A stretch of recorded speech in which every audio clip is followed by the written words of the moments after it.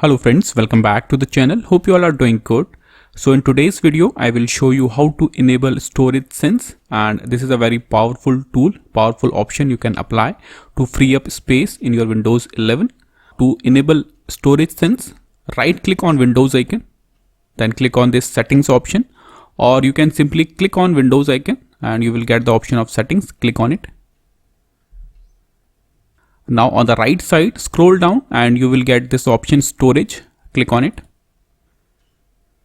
So this is the option we need, storage sense. So this will automatically free up the space and delete all the temporary and unnecessary files from your system automatically. So enable this option, enable storage sense, and also you can delete the temporary files from here. Click on this option, temporary files. So these are the temporary files in your system. So these are unnecessary files. Tick all the options, then click on this option, remove files. Click on continue. That's it.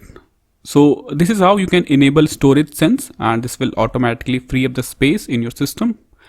This is all for the video. Thank you.